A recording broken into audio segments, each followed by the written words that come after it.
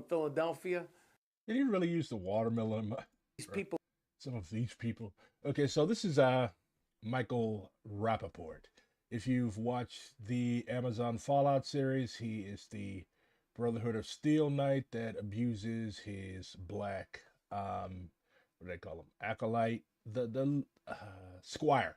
Yeah, he abuses his black squire, and he ends up getting mauled by a radioactive bear. So, yeah, deserving death. But this chopped ham looking motherfucker is going to be in Philadelphia, Valentine's Day, in the city of brotherly love, on the day of love, spewing his Zionist vitriol. This guy is basically if Donald Trump was a Gen Xer that grew up watching MTV Raps. So, yeah, not a very good guy. And if you're in Philly, you should join our comrades from Philly DSA in ensuring that he is not allowed to come and spew his anti-Palestinian and generally, like, he is not that good of a comedian. He's also extremely abusive towards his spouses and girlfriends. I believe he was the subject of a restraining order at one time. So, yeah, Rapaport is not a good guy. But let's see what the chopped ham has to say. February 14th, which is Valentine's Day. And I see some of these people in Philadelphia. They're already saying... like this dude is literally if Trump was trying to sound black. We're going to go out of our way so Michael Rapaport doesn't perform in Philadelphia. Why are you referring to yourself in the third person? Philadelphia? You're going to go out of your way so I don't perform in Philadelphia? Are you crazy? Are you crazy? Now I'm going to go out of my He's repeating himself. way to make sure I show up in Philadelphia and I ain't going to have no mask on. I'm going to be by myself. I mean, you should wear a mask. I mean, your face is really not all that much to look at, bro. You should definitely have a mask on. Like, whenever you perform, whenever you do a show, you should definitely have a mask on. Nobody wants to look at you, bro. Nobody wants to look at you. I'm going to tell you what I'm going to do. In Philadelphia, February 14th. I'm going to get to Philadelphia the morning of February 14th, okay? I'm going to go find the very best cheese. The very best cheesesteak. They've got the best cheesesteaks. That's what they do. That's what they do. I mean, they're not that good at making bells, but they know how to make a fucking sloppy cheesesteak. Cheesesteak. Philly cheesesteak. Old school, messy. The sloppiest Philadelphia cheese. Yeah, this guy's in the closet. Steak I could find with the cheese whiz. And I don't care if it's rain. I don't care if it's snowing. I don't care if it's pouring.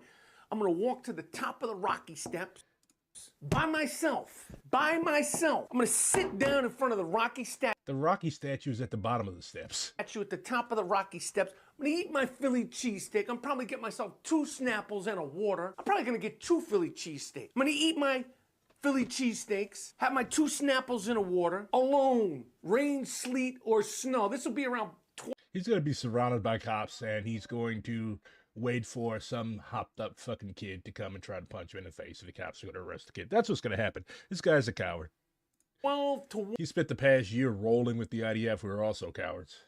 1:30, February 14th, 2025, by myself. Then I'm going to go back to my hotel. You don't need to know where that is. I'm going to if somebody wants to find out where you are, bro, they're going to find out. Just... See, the thing with being part of he has his own book on the shelf behind him. The Genius of Israel. Okay. You can tell a lot about somebody by their books. Can't believe this dumbass is in GTA 3. Who was he in GTA 3? He wasn't Michael, even though he kind of looks like an uglier version of Michael. Wait, did he play himself or something? I haven't played GTA 3 in a long time. What's I going to say? My 2 Philly cheesesteaks. And then I'm going to go to the Fillmore Theater in Philadelphia, and I'm going to tear it up. I'm going to tear up my show. You're going to ruin your own show? In Philadelphia. You don't dictate. You don't dictate who, where, when I perform. You don't dictate who, where. But you feel entitled to dictate the existence of the Palestinian people. You're a fucking hypocrite, just like all Zionists. When Jews and Zionists perform. That's where I'll... Well, at least you own the title. You know, I respect an enemy that owns what he or she or they is. Like you run into a Zionist on a college campus nowadays. They're like, oh no, I'm not a Zionist. I just believe that Israel has the right to exist. No, say it with your chest. I mean, I respect this guy. not because of his political views, certainly not because of his acting career, certainly not because of his sad attempts at performing comedy, but because he is open and honest with who and what he is. Like, he's just out there. You know what? I'm a fucking Zionist. I'm proud of it. Fuck yeah. That's what I like to see. Like, don't hide. If you believe strongly in something, Malcolm said this. Like, I would rather have the wolf that you know is an enemy than a fox who sneaks around and poses as if he's just a cute little vulpine creature, but he's still going to hurt you. He's still going to steal your chickens out the fucking hen house. Don't trust either. But when it comes to dealing with an enemy, I would much rather have your Rapaports. You're going to show them what real socialism is when you add my path for the Black Liberation Army in The Fire Rises. I will get back into Hearts of Iron 4 just to play myself. My ego is that big. It's not Rapaport sized, but I will definitely love to play myself in HOI 4. Thank you. I'll be February 14th, 2025. Come rain, sleet, or snow. And I'm going to tell you right now, I don't give a who shows up. I'll be at the Fillmore in Philadelphia, February 14th. You said it for the millionth time, bro. 7:30 the show starts. 7:30 the show starts. Nobody's coming to see you. People are coming to protest you. But yeah, this is Philly DSA. Really good comrades. Probably one of the most advanced DSA chapters in the country.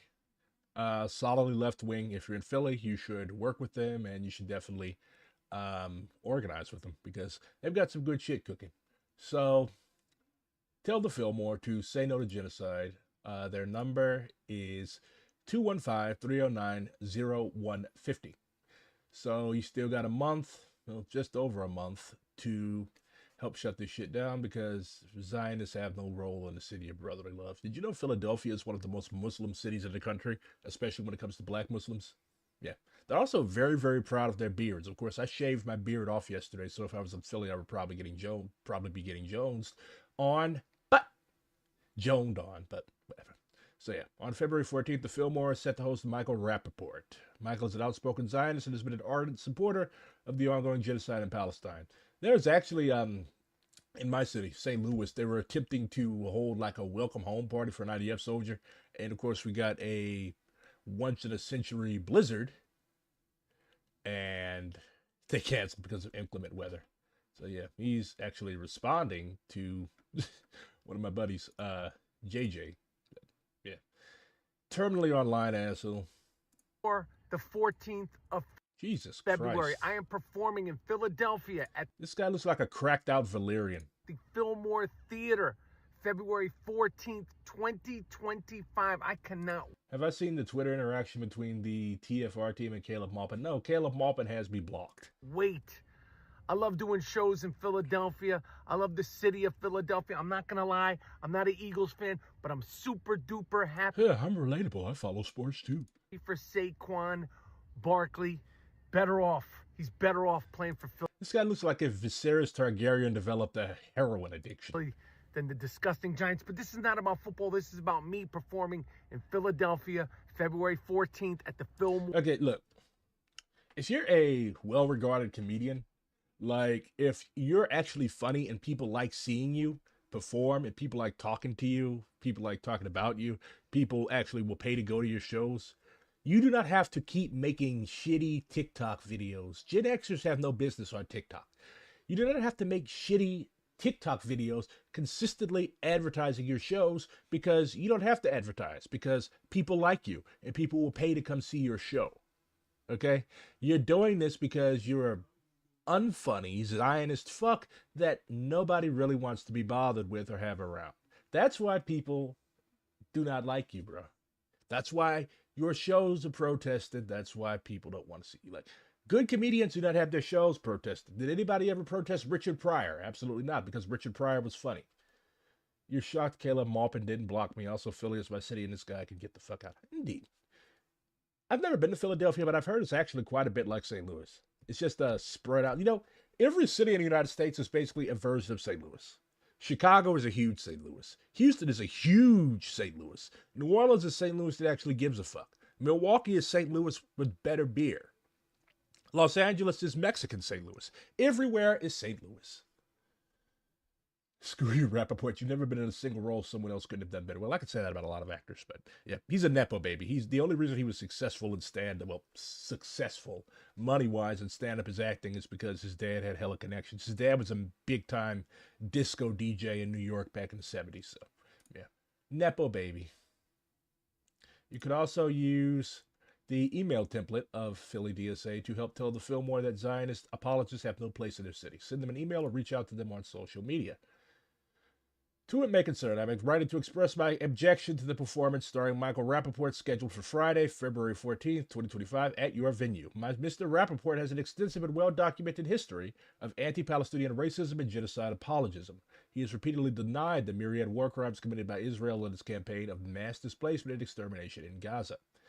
On December 5th, 2024, the human rights organization Amnesty International published its 296-page investigation, concluding that Israel is committing genocide against Palestinians in Gaza. In response, Mr. Rapaport published a video titled, let's see what he has to say. Anything and everything. Amnesty International piss papers mean nothing. So you're going to, of course, I'm not a big fan of Amnesty International because one of their founders helped set Fred Hampton up. Yeah. The dude was literally an FBI informant, and he went to one of Fred Hampton's speeches, and then he reported back to his FBI handler saying that Fred Hampton was ranting and raving. Of course, the feds were going to try to take out Fred Hampton anyways, but the guy involved did not help matters. Everything coming out of Gaza is a lie. The ICC, Amnesty International, the UN, UNRWA, get all their statistics, statements. So basically, you're saying that Israel is above international law. That's what Michael Rapaport is saying. Imagine if a black person talked like this. Imagine if a black person talked like this. Our show would not have to be protested because they wouldn't give us a venue in the first place. We would not be allowed to book a venue. We would not be allowed to book a venue because, here's the thing. Like these people have been whining about how hard it is to be. How hard it is to have these positions, but you are coddled to. You are coddled to. You're still allowed to make money. You're still allowed to be professors. You're allowed to be a professor that harasses your students. Look at Shai Davidi in Columbia. These kids go into immense debt to get an education at what's supposed to be a world-class university, and you have a professor who is supposed to be objective, targeting and harassing students at Columbia University. He was actually banned from campus, and now he was standing outside saying, "Oh, they won't let me back in because you're fucking stalking your students." You're stalking your students. That's why you got kicked off campus. You can't do that. That's a breach of your contract. But of course, it's just because he thinks it's just because he's Jewish. The biggest fucking victim complex. Like, there has been no punishment from the international community as a whole towards Israel. Like, all the UN can basically do is send you a strongly worded letter advising you to stop. That's all. Shit, if fucking Israel was in Africa, there would be UN peacekeepers marching through the streets of Tel Aviv. But because Israel is a US puppet that is funded by billions of our tax dollars, you know these people have universal health care that we don't even have? Yeah, if I go to work and I slide off the highway into a ditch, I'm going to have to pay for that shit. But Israel, because they're propped up by our tax dollars, if a settler has a panic attack because one of the glorious Al-Qassam rockets, or one of the glorious Yemeni rockets sails over their heads, then they get paid and they get therapists for free because they're sad. Ain't that a motherfucker? And information from the raping, arsonist, kidnapping, murderous terrorists that run Gaza, known as Hamas. Nothing is... That's a project pronounced Hamas. ...what it appears to be in Gaza. Doctors ain't just doctors. Teachers ain't just teachers. Actually, this is the case for Israel. Like, your teacher or your doctor, they literally put on a fucking rifle. Like, you know, they put on a rifle and they go to commit war crimes. Yeah. Like, they had people that were literally disguised as doctors break into a Palestinian hospital and start shooting the patients. That's the shit they're on. That's the shit that this guy has been over there watching for the past year. And civilians ain't just civilians. So, okay. So this guy has committed 5 or 6 verbal war crimes in less than 30 seconds. He's not funny. He's not funny. Like, and I'm not one of those people that's like, oh, you can't make jokes about ethnicity shit. Like, I'm not like that, okay? Proletarian humor does make allowances for like ethnic humor, but it has to be in good taste. It doesn't have to punch down. It can't punch down because that's not funny. That's not working class humor. This is boomer rich white people humor. This is not fun. These are the types of jokes that Ronald Reagan would make if he was not senile.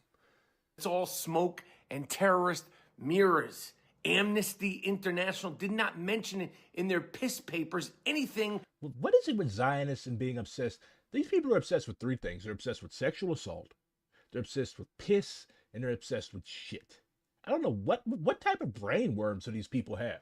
Like, every time I see somebody that's gotten into an argument with one of these people on the internet, every single time, they're either calling for sexual assault or they're making gratuitous references to doing horrible things with bodily fluids. These people are just fucking sick. I guess it's just a colonizer thing. I guess it's a colonizer thing. It has to be. Like, you cannot. I don't know.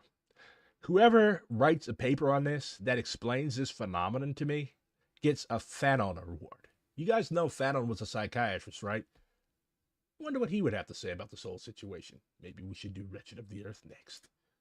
About the amount of unlived Hamas terrorists that have been unlived since October 7th. It's almost as if Hamas doesn't exist. Amnesty piss papers also didn't mention that the population in Gaza magically grew 2.8 in the last year. That's because all of those people that have come, that's because, are they counting the fucking IDF soldiers? Are they counting the IDF soldiers that have fucking stormed into the country and the settlers? A crazy, crazy failure of a genocide. Amnesty International is redefining what a genocide is. Sidebar. The word genocide was created by a brilliant Jewish lawyer named Raphael Lemkin. Also, the United States just rejected. I can't listen anymore to this bastard, but yeah. If you're in Philly, move heaven and earth to ensure that this bastard does not speak in your city. Otherwise, I will never come to Philly. So, yeah, this is what I was referring to. The guy's name was Louis Kuttner, and he was a snitch. So, let's see what working class history. Really good. You should follow them, and you should support them, and you should read their stuff. Anarchist leaning, but I'm the Maoist that loves anarchists. On 23rd November 1969, leading Black Panther Fred Hampton spoke at a meeting organized by the Women's International League for Peace and Freedom at the University of Illinois. Among those in attendance was Louis Kuttner, a lawyer and, according to the New York Times, co-founder of Amnesty International. Unknown to Fred Hampton, Kuttner was an informant for the FBI who reported on his meeting to his handler and claimed that Hampton was ranting and raving and said that President Nixon was a member of the capitalist establishment and thereby must die. Kuttner said that he was telling the FBI this because of its possible violation of federal law. This is what I hate about liberals. Like, even if they support you, they're fucking law junkies. They worship law. Even if the law is fucking wrong, even if the law was made by a bunch of sick fucking weirdos and slave owners, they still support it. This is why conservatives are stronger politically in this country than liberals, because liberals refuse to rebel. They refuse to rebel because rebellion is against the law. A few days later, the FBI had Hampton, aged just 21 years old, drugged and murdered in his sleep. While outlets including the Times and Chicago Tribune described Kuttner as a co-founder of Amnesty International for many years, in 2020, Amnesty put out a statement denying this, although they did acknowledge that Kuttner was present at the founding of the organization and was on its advisory board in the 60s. So basically, Kuttner helped found Amnesty International. That's why I really don't fuck with them. But yeah, fuck him. But yeah, fuck him and fuck Michael Rapaport. The Twink Doe, is stepping down as party leader and prime minister. He's the party leader, well, he was the party leader of the Liberal Party in Canada, our 51st state. He said he will remain in both roles until his replacement has been chosen through a party election. So, yeah. Canada has a parliament system. So does the UK, which is going to be relevant later. So you cannot just, like, run for president, okay? The guy that heads your government is basically, or the guy or gal, or non-binary person, that heads your government is basically the person that is the leader of the strongest party in your parliament. So the Liberal Party for now is the strongest party in the Canadian Parliament. Justin Trudeau is the leader. So by stepping down as leader of the Liberal Party, he ceases to be prime minister. He's going to still remain in the position until new elections could be held. So yeah, he announced on Monday that he would step down as Liberal Party leader and prime minister, and new leadership will be installed by late March after his party picks a new head, because the Liberal Party is still the strongest party in Parliament. Every bone in my body has always told me to fight because I care deeply about Canadians, Mr. Trudeau said as he announced his decision in Ottawa, the capital. His resignation sets off a succession battle to replace him after he'd spent roughly a decade at the helm of both the party and the country. The upheaval comes as the country is grappling with how best to deal with President-elect Donald J. Trump's pledge to impose crippling tariffs on all imports from Canada on his first day in office. You know, Trump he's not stupid. Stupid people don't amass billions of dollars, and stupid people don't get elected to be president of the United States twice. But he's not going to be able to do any of this stuff, okay? Because the people that are backing him, these big business people, the capitalist ruling class, they're not going to allow him to. And do you have any idea how much trade we do with Canada? Like, you cannot just slap tariffs on shit, okay? Tariffs are basically DEI for underperforming white business people. Canada and the United States are each other's biggest trading partners. So why, again, it's not going to work. You will ruin the economy more than it already is. And Trump is already, it's a contradiction. Trump is running, I'm good for the economy. I know what I'm doing. I'm a billionaire. Well, he's not a billionaire anymore, but I've been a billionaire. I'm rich. I'm richer than you. So the people that are advising him, the people who have the true power, the true control, like, they're using Trump as a figurehead. But the thing is that the figurehead doesn't always do what his advisors want to do. So they're going to catch hell when he's inaugurated. Mr. Trudeau visited Mr. Trump at Mar-a-Lago, his private club and residence in Florida, in late November, and his government has been in talks to address the president-elect's concerns about border security. Border security. We have a surfeit of illegal Canadians. Honestly, I don't believe there's any such thing as an illegal immigrant. I don't. There's no such thing as an illegal immigrant. And yeah, the Canadian border, you can literally walk across it. Like, you can stand in some farmer's field in North Dakota and walk across into Alberta. Why? Because most Canadians are white, and the United States is a white supremacist country. So, and for all intents and purposes, culturally, Canadians are Americans anyways. So the border with Canada is secured because of this, is unsecure because of the exact same reason why Trump got elected, because America's a white supremacist country. Like, of course they're going to make hay about all the illegal Mexicans coming into the country, because Mexicans, most of them are brown. Okay? We fought a war with these people, but we did not annex Mexico because people were getting up in Congress saying that we have enough brown people already. We have enough black people already. Why do we need more? They definitely want Mexican resources. They want Mexican labor, but they do not want the Mexicans. It's another contradiction. So you've got the desire, same thing with this HB1 visa shit.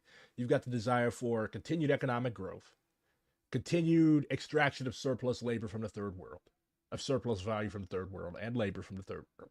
But you also have old school white supremacy that's inhibiting the continued advancement of the productive forces that this country thinks it needs. So, struggle. That is the inherent nature of capitalism. The rich people, they're simply not going to um, try to appease these old school white supremacists and nativists and protectivists because we live in a globalized world. It doesn't work that way anymore. So Parliament has been shut down until March 24th to allow his party to pick a new leader. All pending legislation is wiped out, but it does not affect the government's day-to-day operations. Trudeau has been running the country since 2015, having resuscitated the Liberals, who had crashed electorally before he took over in 2013. 73% of Canadians last month, including 43% of Liberal voters, believed that he should step down as party leader. And his homegirl, Miss Freeland, says that she no longer has confidence in his leadership. No. So yeah, he's screwed. So who's going to take over? You've got all four of these very white people: Melanie Joly, Mark Carney, Chrystia Freeland, and Dominique LeBlanc. So you've got Freeland, the lady that turned on him. You've got a Frenchie, Dominique LeBlanc.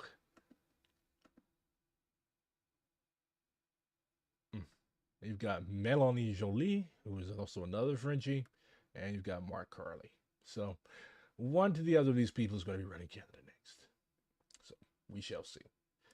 And in hilarious news, Andrew Tate is considering running for Prime Minister of Britain, but for one, he can't even run he doesn't even know how to spell the country's name. He was born in the UK, if I recall correctly. Was he born in the UK or was he born in Washington, D.C.? I think his dad is from Washington, D.C. But,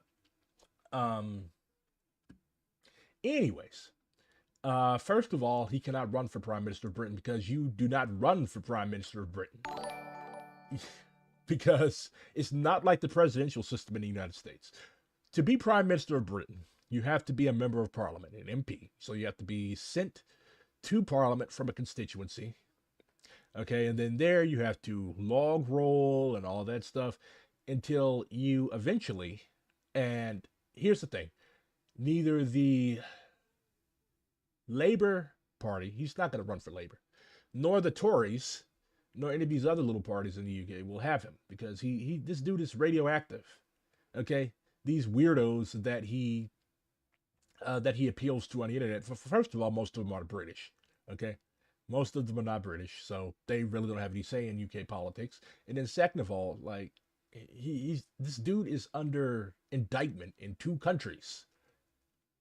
So yeah, nobody is going to touch him with a 10-foot pole. He may try to start his own party. But again, the internet is not a mass base. So a UK court ruled last month that British police could take $3.4 million, £2.7 million from the Tate brothers because they have not paid their taxes. Yeah. So who's going to elect a tax cheat to Parliament? And despite all of this shit, the shit he's going through in Romania, he made a post. It got 206,582 votes. Yes, save Britain. Bruv. Is it the Bruv party? Yeah, this is a joke. And I'm pretty sure, like, Tate is not stupid. He's stupid, but he's not stupid. He knows that he is never, ever going to be Prime Minister of the United Kingdom. He knows this. It's just another scheme because, like, the guy's already had millions of dollars taken from him. He's already in trouble. He's got legal fees out there. This is just another scheme to separate idiots from their money. That's all. The Brove Party. Others also highlighted, I'm an American, and I know this. How does my cheeseburger guzzling ass know more about British politics than you? They highlighted that you cannot simply run to be UK Prime Minister. You need to win a local election and become an MP and also be a leader of a political party, a major political party. Like, the UK is never going to have a Liberal Democrat or an SNP or a DUP Prime Minister because these are minor parties. They're like the Green Party in the United States. Hey, there's my buddy. Dialhan. I probably mispronounced it. But anyway, so hilarity ensues and abounds. Let's go back to our study. Let's learn something besides stupidity for once. So this is chapter 2. I skipped all the shit about farming because ain't nobody digging in the dirt. But yeah, under socialism, you are going to have collectivized farming. That's one of the major bases for transition to communism eventually. So let's talk about socialist projects in the state sector. As we explained earlier, just a reminder, this is Rethinking Socialism from, where's my book?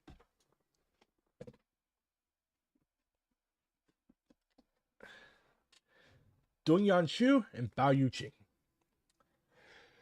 As we explained earlier, legal transfer of ownership of means of production to the state in 1956 cannot be used to indicate the departure point of socialism. So, reviewing what we discussed yesterday, just because the state collectivizes or takes over something, it doesn't mean that you have embarked on the road to socialism, because something called state monopoly capitalism exists. So, again, Maoists, we take as our point of departure an analysis, a thorough analysis of which road are we on? Where are we going? If you want to get to Chicago, yet you're on a highway that takes you to New Orleans, you're on a highway, but you're going the wrong way. So, question is, capitalist road or communist road? There's only two roads. There is no third way, no matter how much people try to force it.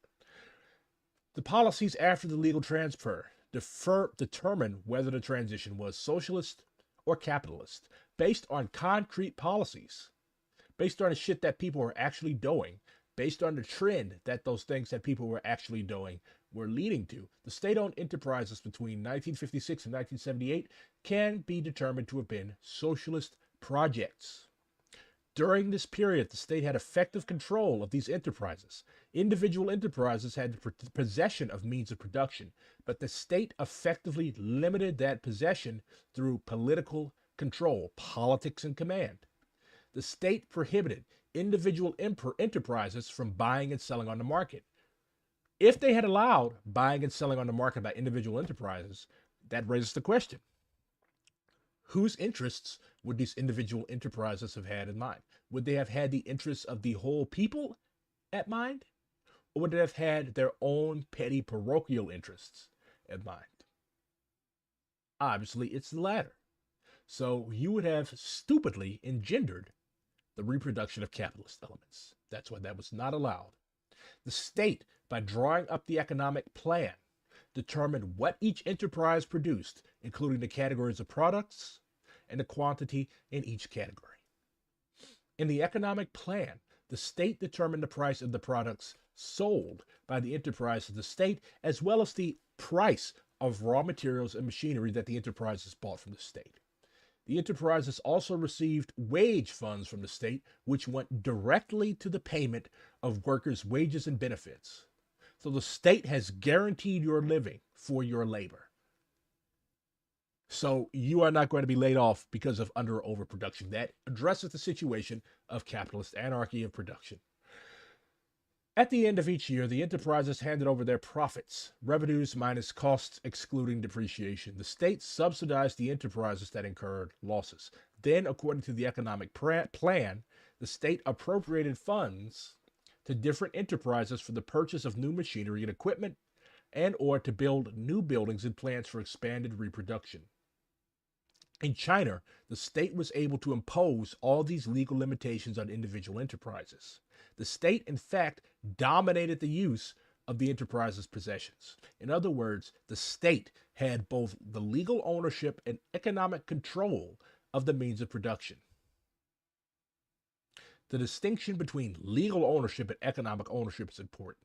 So if you, the state, legally own something, but you allow a cadre of managers, as existed in the Soviet Union, to expropriate the means of production for their own personal ends, you really don't have socialism. You have socialism in name, but you have capitalism. You have exploitation in practice.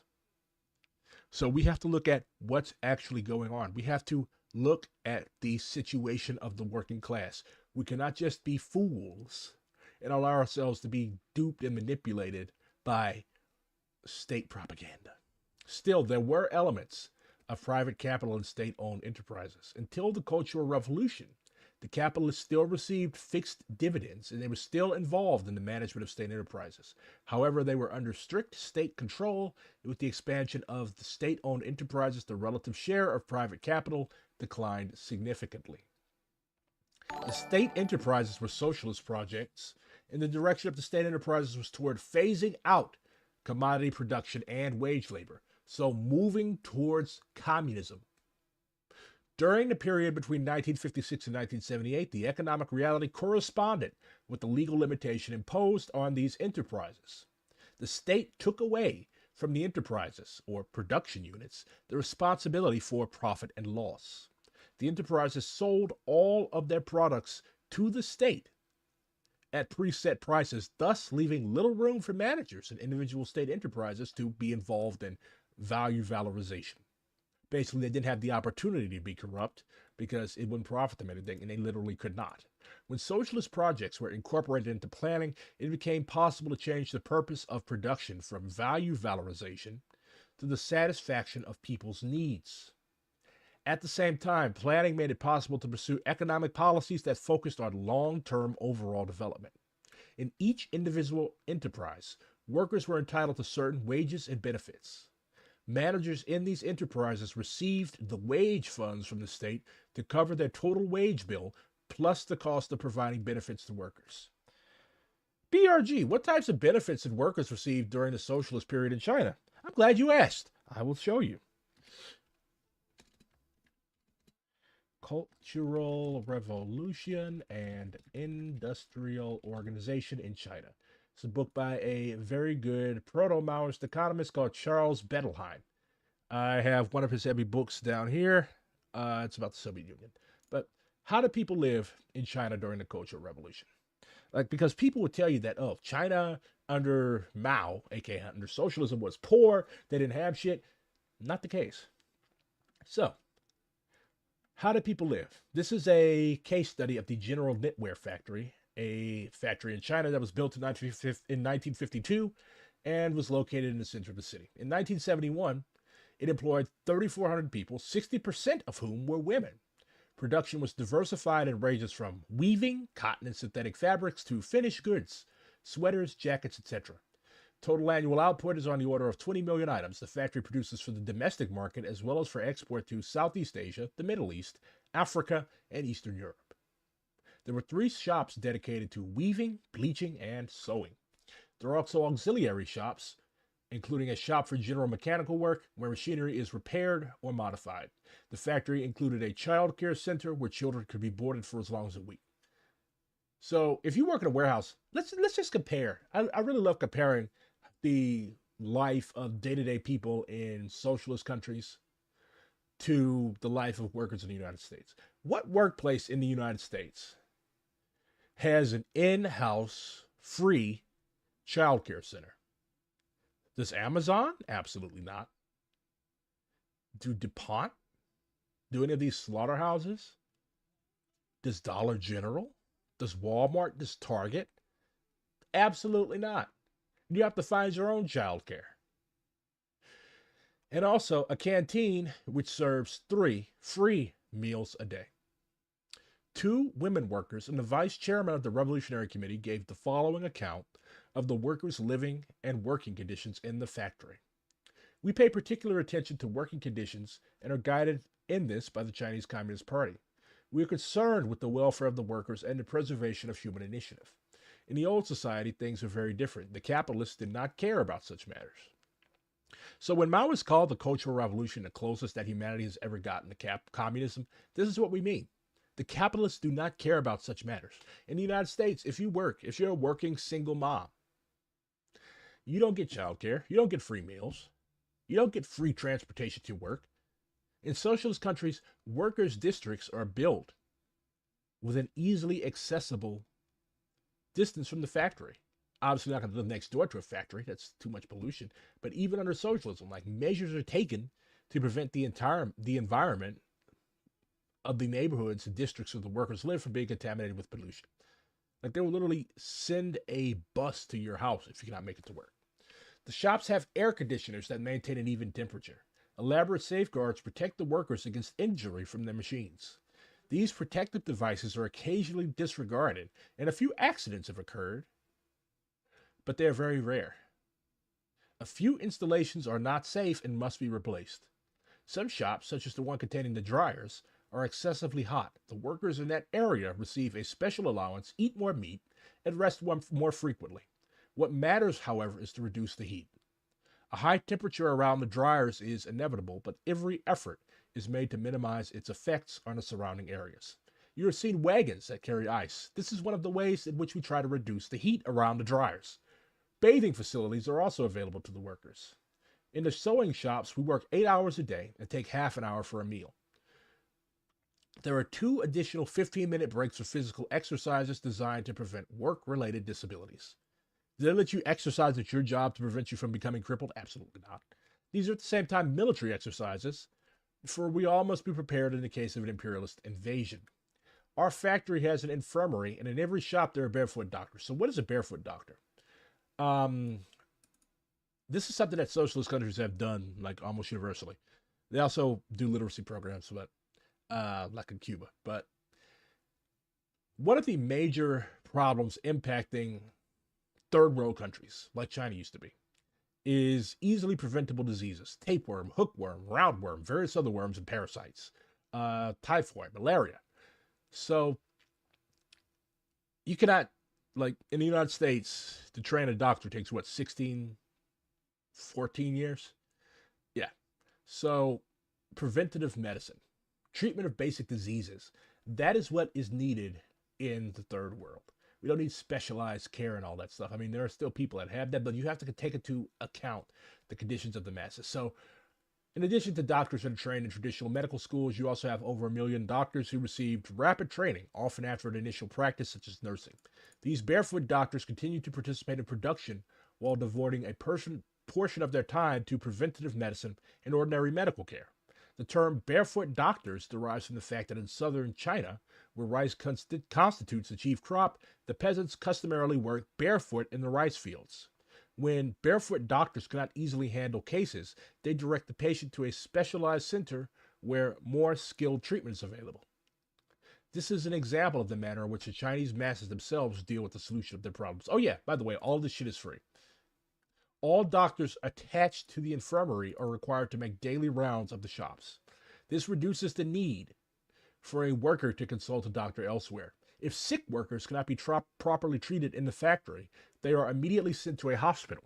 A hospital is located right across from the factory, and there's another one in this area. There is no charge for consultation nor for medication.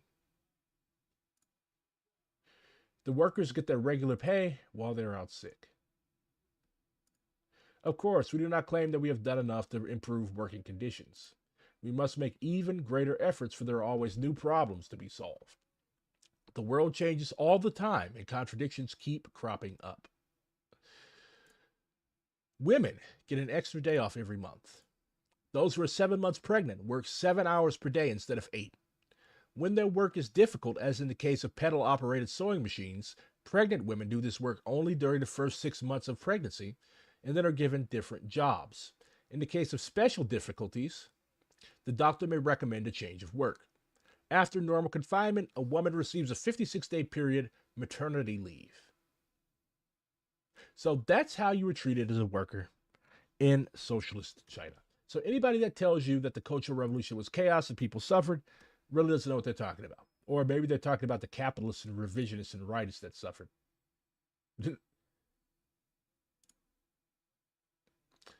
Anyways.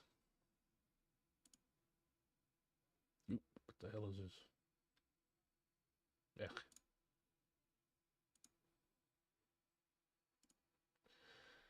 All right.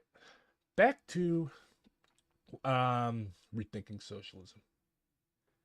So basically what we're talking about is the road that China was on after 1956, which was when we could say that China transitioned to being on the communist road.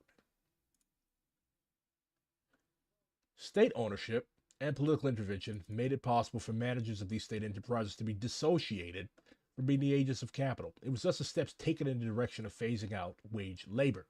Workers in state enterprises had permanent employment status, an 8-hour workday, and an 8-grade wage scale. They received medical benefits, subsidized food, housing, and childcare. They were also entitled to paid maternity and sick leave, pension, and other retirement benefits. It took industrial workers in capitalist countries many years of bloody struggle to gain similar rights and benefits. The Chinese workers got them overnight through the political power of their state. There was still a contradiction between the workers and the state and party bureaucrats. Managers in state enterprises who had the power and responsibilities to carry out the day-to-day operation of the enterprises could not turn that power into material wealth for themselves. More importantly, higher-level state and party bureaucrats who were supposed to control the managers of state enterprises were put in a position to use their power to benefit themselves.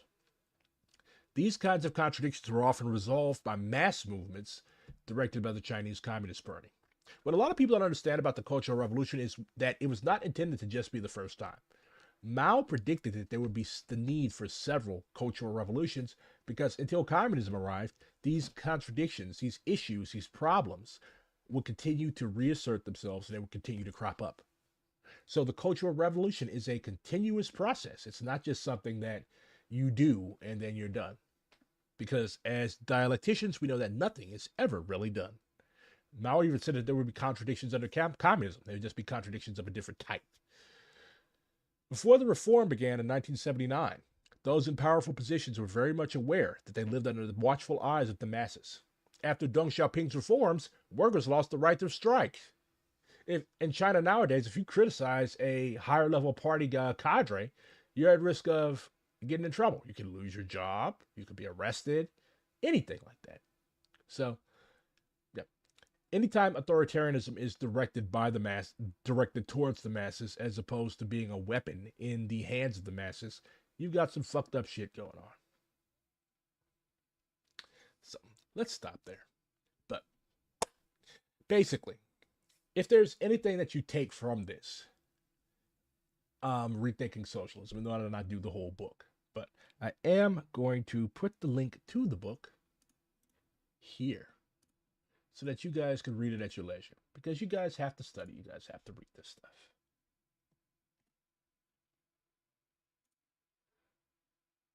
And here.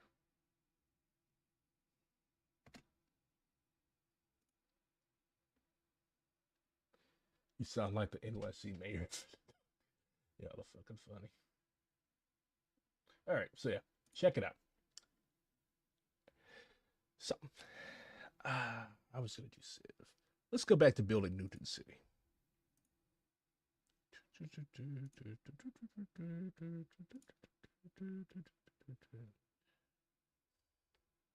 It would be funny as hell. Like, we live in an absurdist universe. We are like, it would be funny as hell if Andrew Tate ended up being. Honestly, I think that Andrew Tate is the prime minister that the UK deserves. The perfect prime minister for Turf Island. Thank you for the book. No problem. So polite.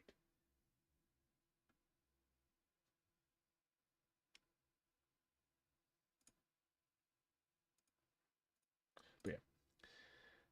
My goal is to spread knowledge.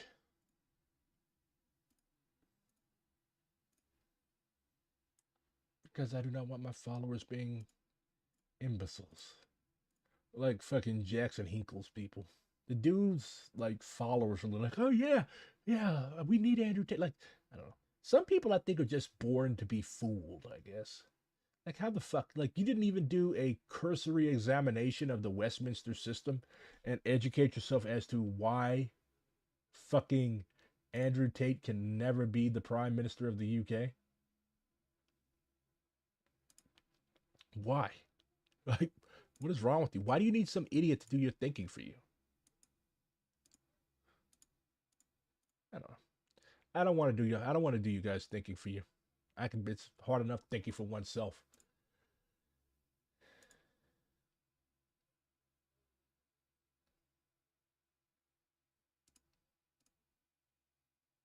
Commercial zones work best near potential customers.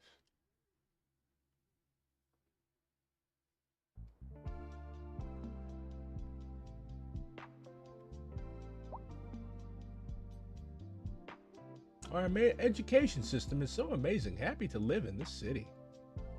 Aww.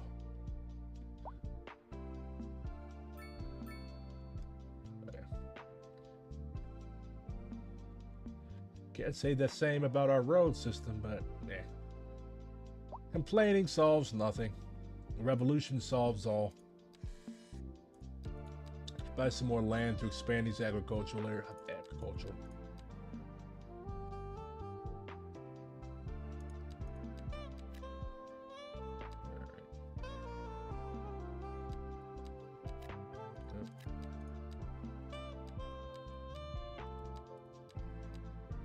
I really don't need all this.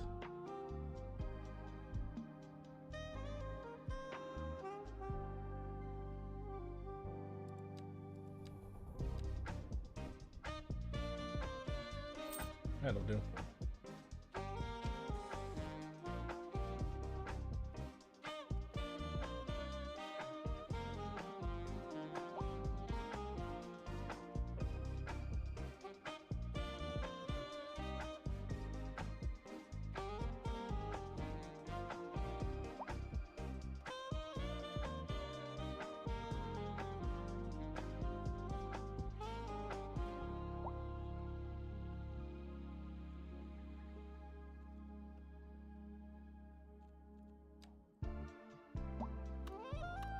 You know, guys, if you need a new hospital, you don't have to yell at me. You can literally just like, hey, getting sick over here.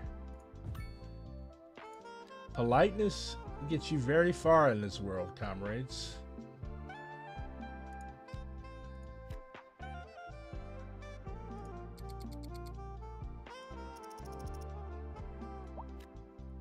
On the other hand, this is a city full of communists, and that is what communists are best at, whining.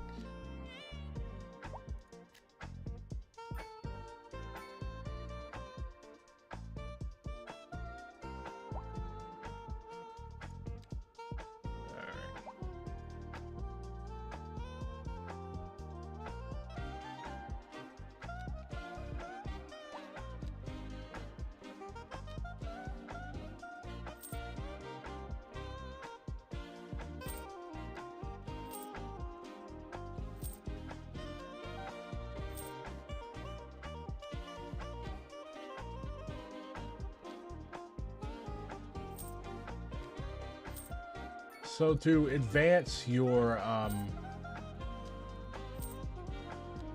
city, you can actually spend these development points. Build radio telescopes and shit. Hinkle wants to conquer Canada while taking an AI photo of Stalin. I wish him best of luck in that endeavor.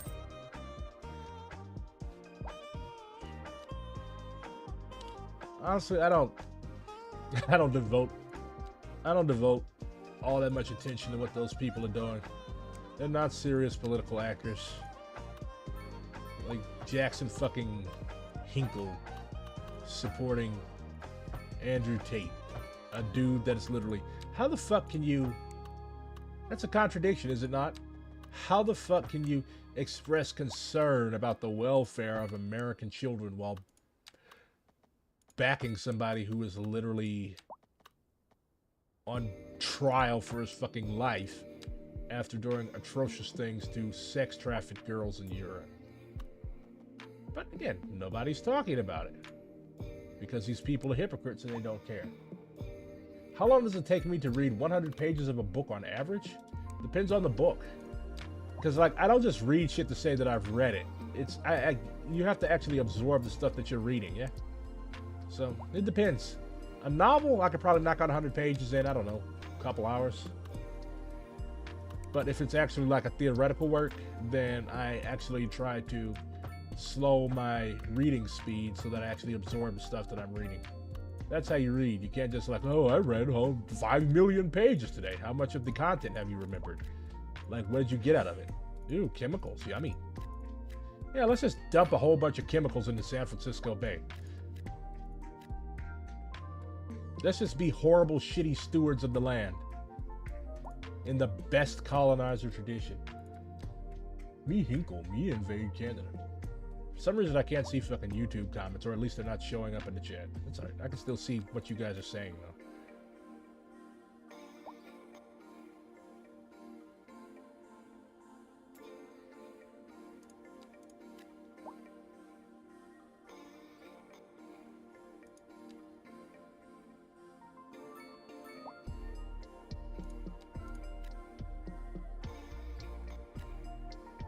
fucking live streams, how do they work?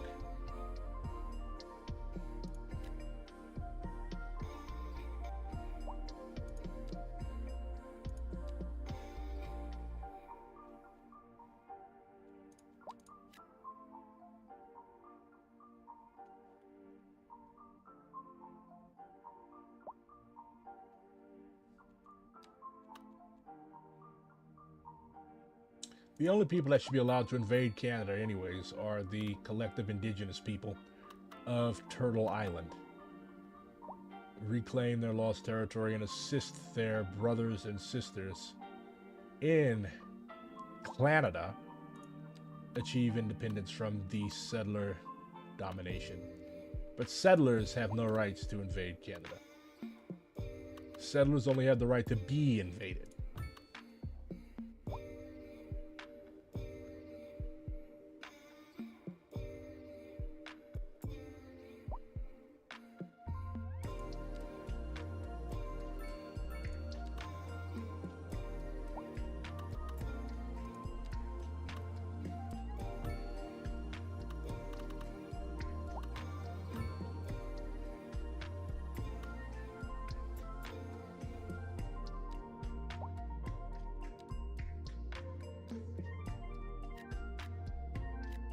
Japanese architecture in this game is trash, by the way. Oh.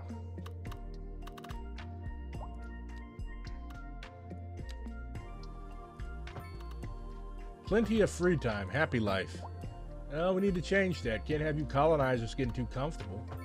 Sitting on your fucking asses not doing anything. Guess I have to build some collective farms for you people to work on. Why did I do that? Colonizers do not lay around on their asses in BRG cities. You work. Go grow some fucking vegetables. Don't you people like those? Tasty vegetables. There.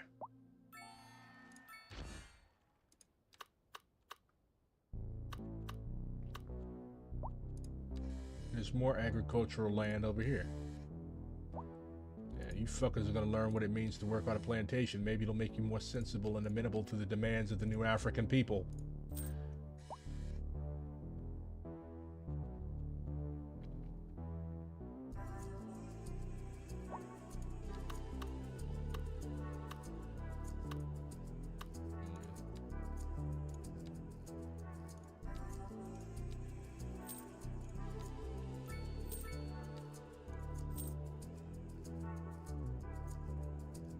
Waste all my development points.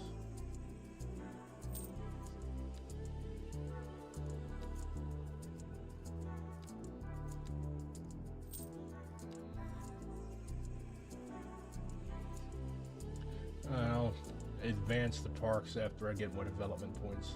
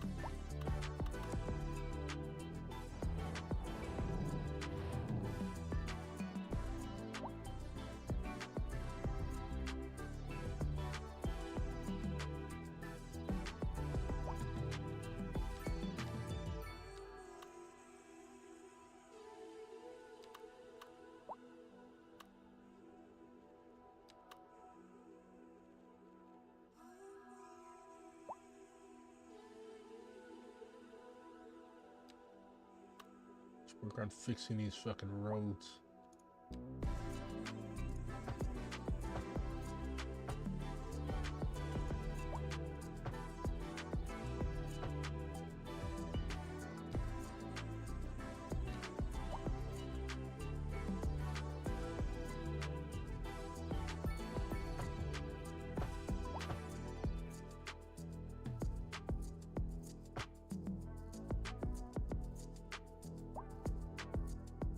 We interrupt this program to bring you a special news bulletin. The Fire and Rescue Service reports that fires are currently spreading in the nearby forest. The billowing clouds of smoke pose a serious health risk to anyone nearby.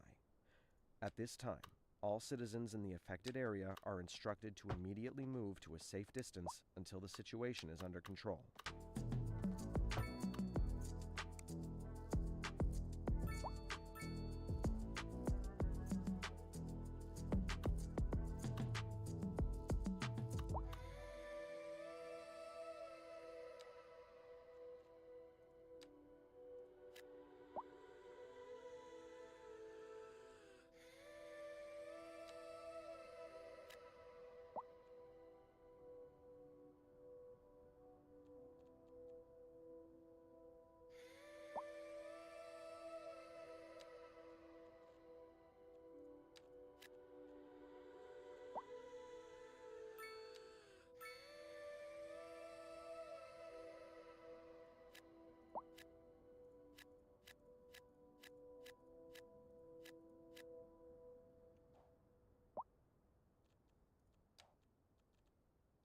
A driving advisory has been issued for the immediate area due to poor road conditions.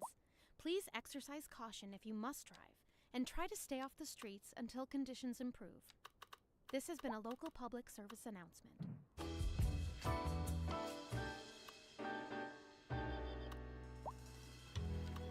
Welcome, everybody. It's that very special time of day when our listeners get to ask Alice. We've got a lot of questions here for you. Just pick a nice, juicy one. Oh, all right. Let's see. This one's from Levi. There's been a lot of zombie shows recently. Do you think they could be real? And could they maybe be nice instead of horrible? Oh, that is a good one. I have some friends high up in the insurance industry, and they tell me zombies are very real. Well, they're keeping a lid on it for now, but they're completely rethinking life insurance. Really? You want those walking corpses collecting benefits on their own deaths? But the best thing for a zombie outbreak is heavy metal music. They like it? Oh, very much so. And eat a good, healthy breakfast beforehand in case you have to run a long way. Now that is good advice. You're listening to Deluxe Relax. We're live, and we're getting reports about a traffic accident somewhere in the city. Road maintenance services have already been dispatched, and traffic flow should return to normal. But if you're planning a quick trip out, you might want to wait a little while until everything clears up. If you're in it, you already know about it. No use reminding you. Meanwhile, expect delays and drive safe. Industry in the region is on the rise, and when business is doing well, that floats our boats. There's no sinking this boat, Glenda.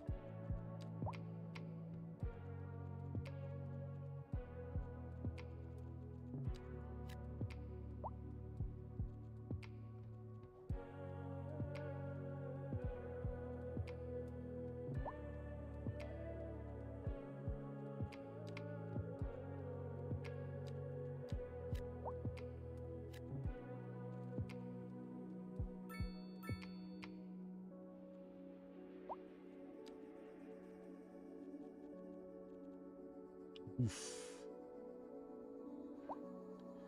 It's not a very good sight.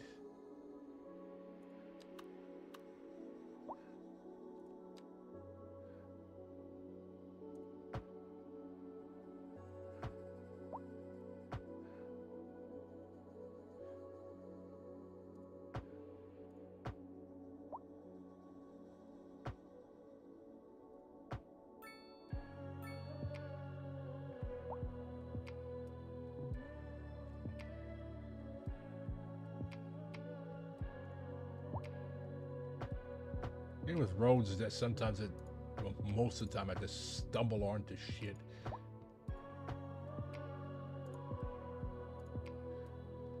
And that won't work because of the motherfucking windmills.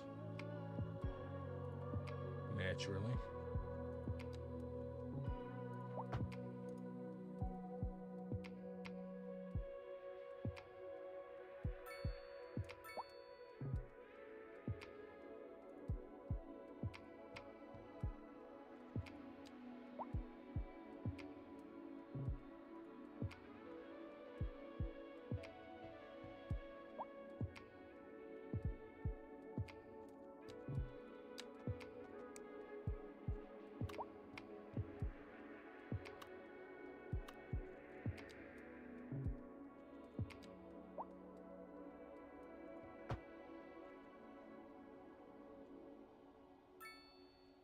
Should I allow a road to remain named after Lafayette? Why not? It's better than naming it after Rapaport.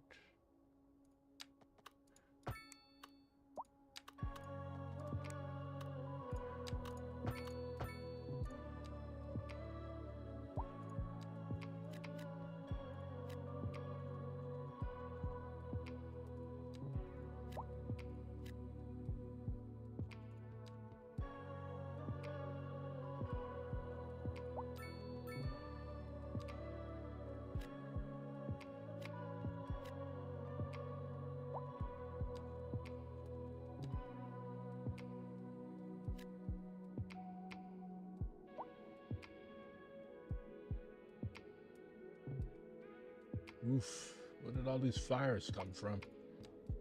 Wrecking activity.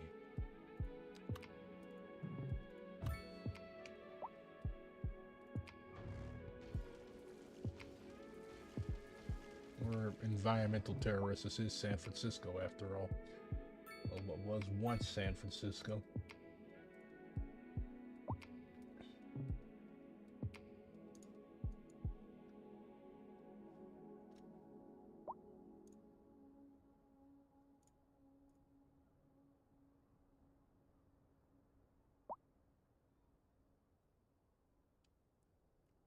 There's a company named Spasm.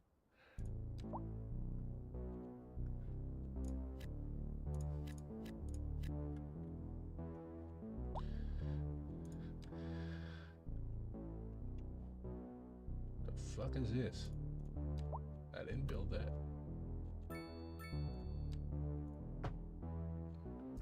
It's no wonder there's traffic jams for days on this bitch.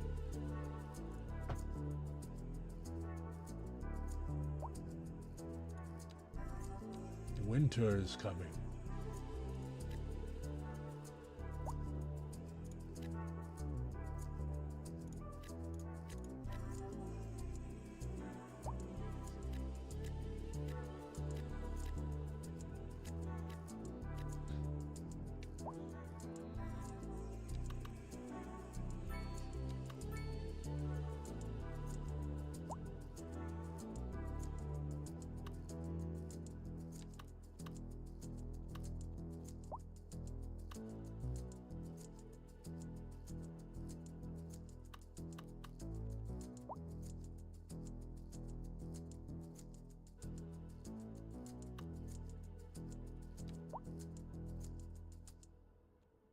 What are you talking about, power outage? Go transformer.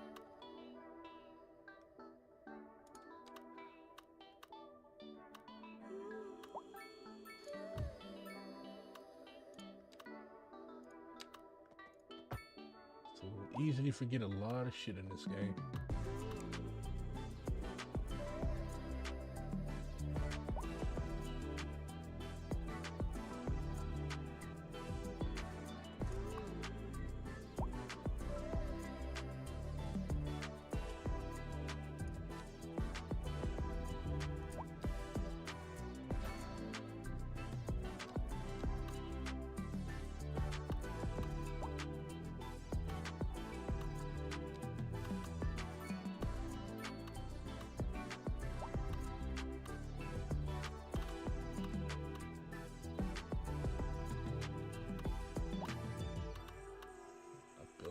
garbage dump over there. It'll contaminate my groundwater. No, not by the sea either. Guess this is gonna be our sacrifice.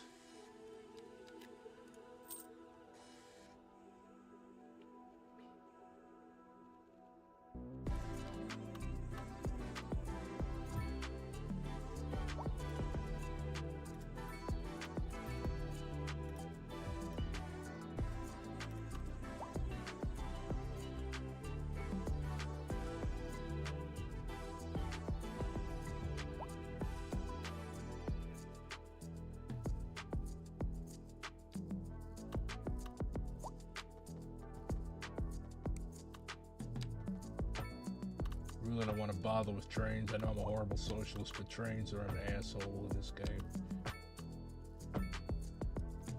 You get one little thing wrong, they don't run.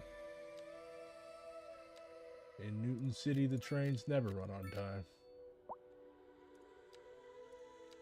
The buses do, though.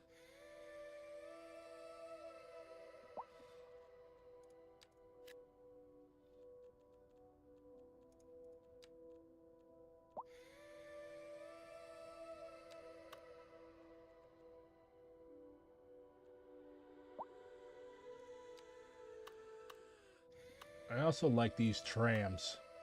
Yeah, let's give us some trams. It is San Francisco after all. Streetcars, trams, same thing.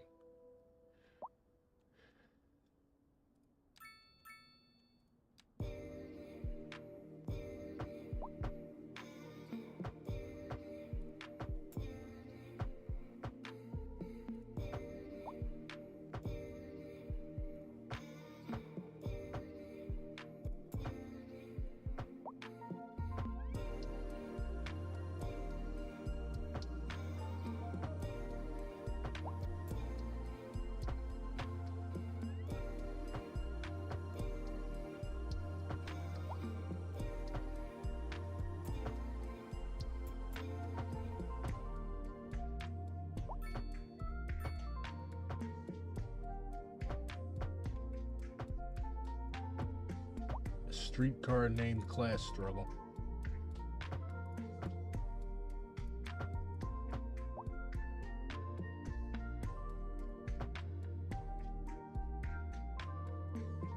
Gotta span this road. There.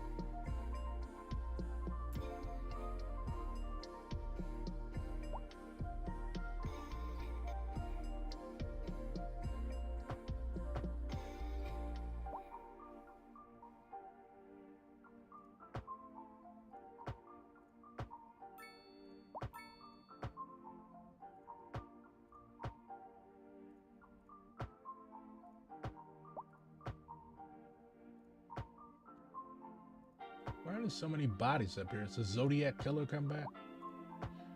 Or with this being a new African city, the Zebra Killer, but there's no settlers to kill. Stop killing each other, you fucking morons. Yeah. I think that's decent.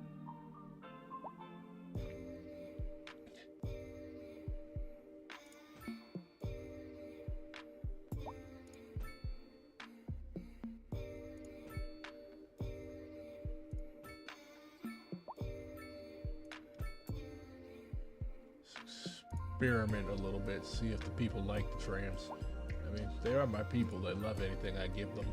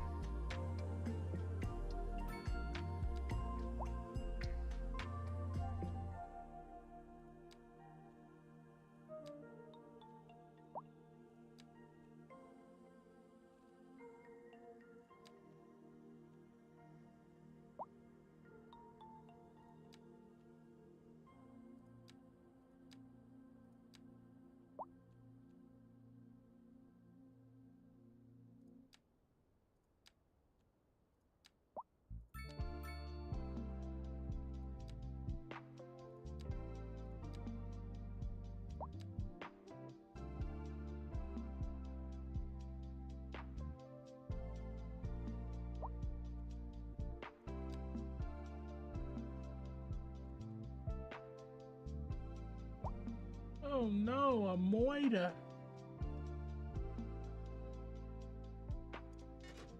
There. You got your stupid fucking trains.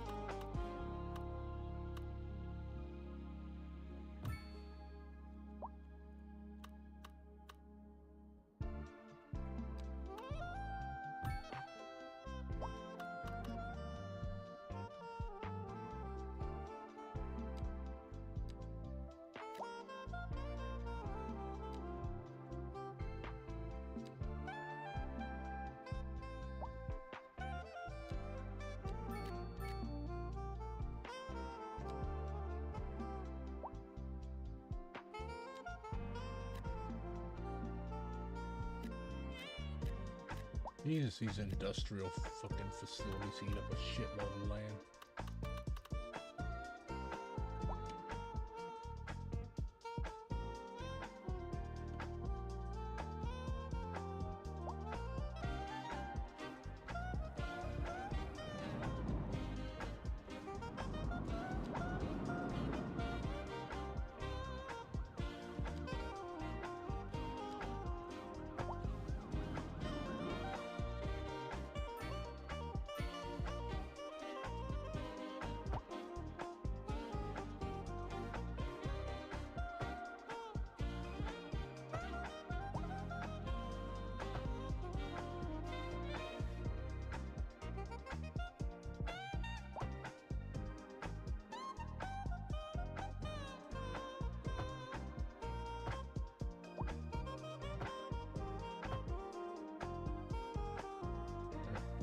Ease things a little bit.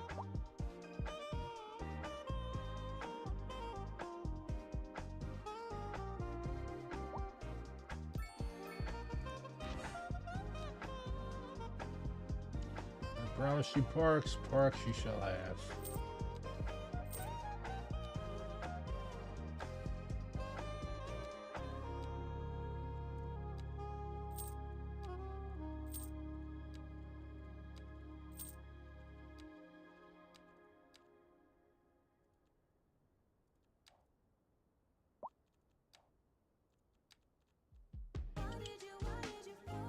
I hate this fucking stupid ass song.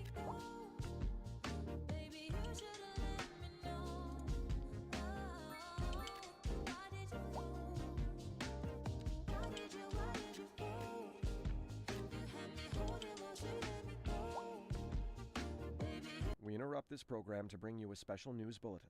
Increasing areas of forest are being engulfed by flames. Who cares? The thick smoke rising from the fire makes the air dangerous to breathe. Citizens are advised to vacate any premises near the fires and remain at a safe distance until emergency services manage to get the fires under control.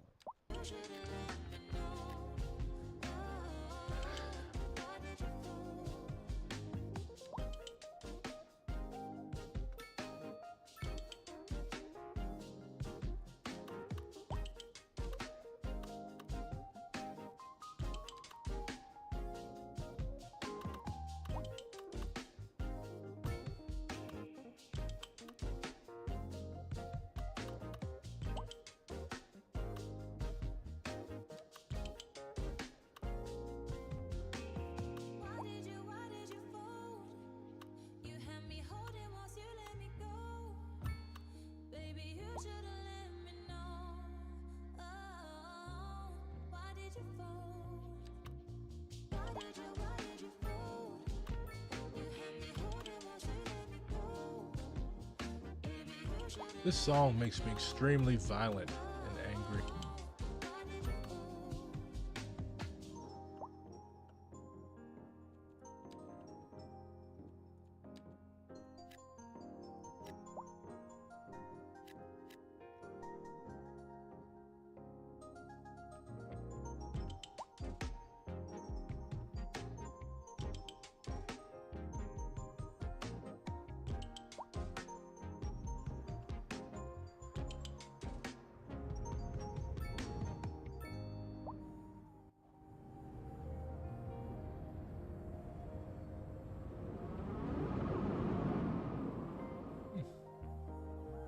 Not bad.